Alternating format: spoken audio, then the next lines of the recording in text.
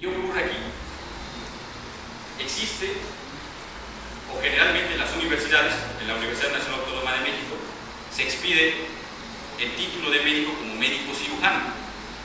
Médico cirujano.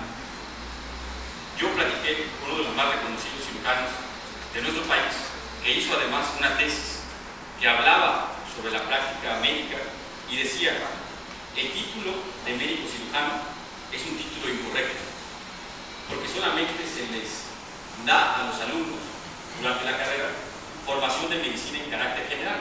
El título correcto debería ser licenciado en medicina o médico general. ¿Qué ocurre cuando le agregamos al título la palabra cirugía?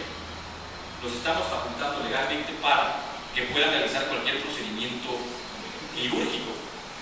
Y la cirugía es una especialidad que se cursa en no menos de 4 años.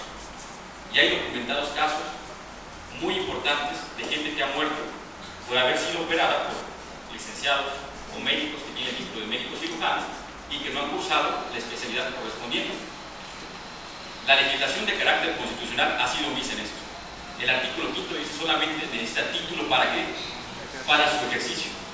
Pese a que exista una legislación, particularmente la Ley General de Salud, en su artículo 273, si no mal recuerdo, señala fundamentalmente que las especialidades deben de regirse a través de consejos médicos.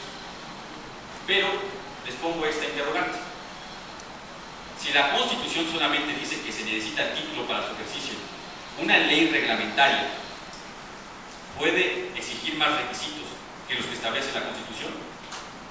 Desde luego que no, porque la ley constitucional solamente establece que se necesita título para su ejercicio.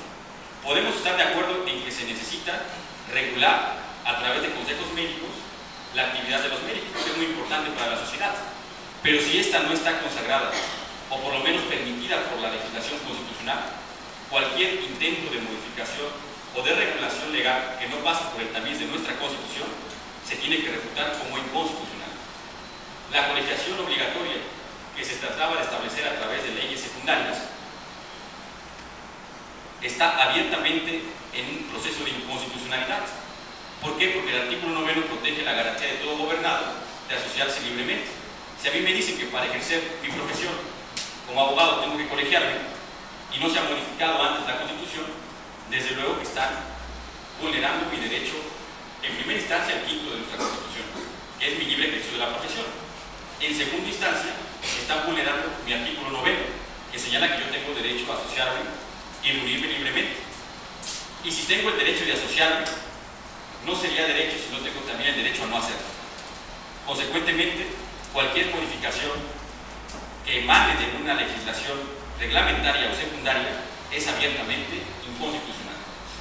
Lo que se tiene que hacer, si realmente queremos modificar la estructura del ejercicio de las profesiones, necesitamos realizar una modificación profunda, una modificación que vaya a reestructurar por lo menos jurídicamente el artículo 5, que vaya a reestructurar jurídicamente nuestro artículo 9, si es lo que queremos como colegiación. Y si queremos colegiación, que reestructure desde luego el artículo 28 para que no se consideren como monopolios los colegios de profesionistas. Hasta aquí está explicado por lo menos en parte sucinta el objeto de la garantía que protege el artículo 5 de nuestra Constitución. Después conviene hacer un análisis de los sujetos titulares. Dice el artículo 5: toda persona podrá dedicarse. Cuando hablamos de toda persona, la Constitución habla también de extranjeros, por ejemplo. Por lo menos constitucionalmente, la distinción persona no implica la distinción de extranjero. En teoría, de una lectura gramatical del precepto del artículo 5, un extranjero estaría posibilitado para realizar el ejercicio profesional en nuestro país. Y tanto es así que la Dirección General de Profesiones ha venido expidiendo cédulas profesionales a extranjeros para que se dediquen a cualquier tipo de actividad profesional. En intentos recientes, la Dirección General de Profesiones, que es la institución derivada de la SEP, encargada de la regulación y de la expedición de la cédula profesional, restringió la emisión de cédulas profesionales. La restringió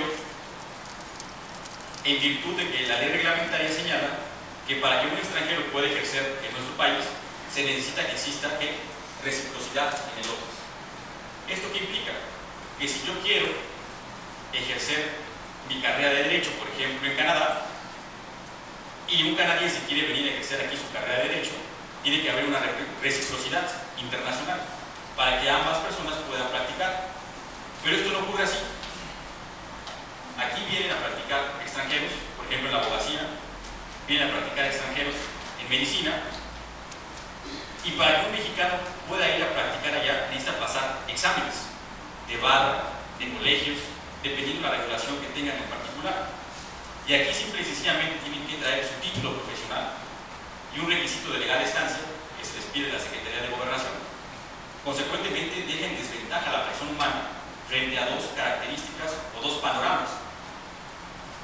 La Dirección General de Profesiones, en algún momento, recibió alguna queja por parte de médicos que se encontraban en Quintana Roo, porque llegaban muchos médicos cubanos a ejercer en territorio mexicano y con los títulos que ellos traían, como solamente se pide como requisito por el artículo 5 traer un título profesional, pasa un proceso de revalidación a través de la Dirección General de Revalidación y consecuentemente, una vez revalidado ese título, puede ejercer la profesión que le acomode, que tenga ese título prescrita.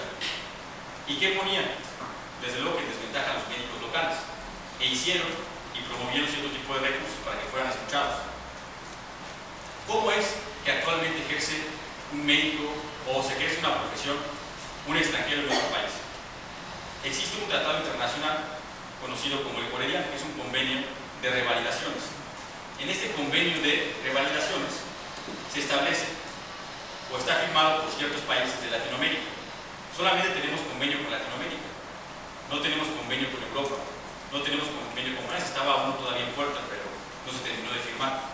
Solamente pueden ejercer ya legalmente y constitucionalmente los países que estaban asignados, son alrededor de 15 países de Latinoamérica.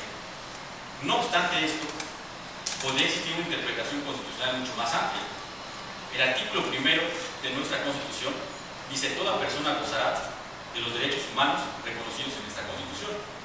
Y cuando dice toda persona, no está diciendo extranjeros, no está diciendo inmigrantes, dice que toda persona, y toda persona implica cualquiera que se encuentre en nuestro país. A mayor abundamiento, el artículo 5 también señala que toda persona podrá dedicarse a la industria, trabajo o profesión. Consecuentemente, una interpretación pro homine, una interpretación extensiva de los derechos, un tratado internacional no podría de tajo limitar el ejercicio profesional o el derecho de ejercicio profesional de un extranjero. Y aquí tenemos todavía otro hueco, porque independientemente de que lo permita la legislación, lo cierto es que puede traer cierto tipo de problemas de carácter social o económico dentro del propio país. Cuando tenemos un país que no ha ofrecido completamente una oferta de trabajo para sus gobernados, lo cierto es que lleguen más extranjeros hace que sea más difícil para los recién ingresados o para los profesionistas encontrar trabajo. Y con esto no quiero decir que le tengamos que cerrar la puerta a los extranjeros. No, esa no es la vía. ¿Por qué? Porque el intercambio cultural, profesional, siempre es benigno para las instituciones públicas de nuestro país y para la formación. Desde luego que necesitamos que vengan, pero desde luego que también necesitamos que nosotros podamos ir. Si no hay esa reciprocidad, estamos en un desequilibrio fundamental. En segunda instancia, me referiré ya a las fuentes que dan origen a este derecho. Ya analizamos ahorita la fuente de carácter constitucional, que es el artículo 5, en interpretación sistemática con el artículo 1. Su antecedente reglamentario es la ley que les acabo de hablar, la ley reglamentaria del artículo 5 de nuestra Constitución. Y es aquí donde quiero hacer hincapié. La ley reglamentaria del artículo 5 es de 1945. Y nada más ha tenido 2 modificaciones esa ley reglamentaria. ¿Qué significa esto? Significa fundamentalmente que estamos utilizando una norma que se expidió para reglamentar una circunstancia social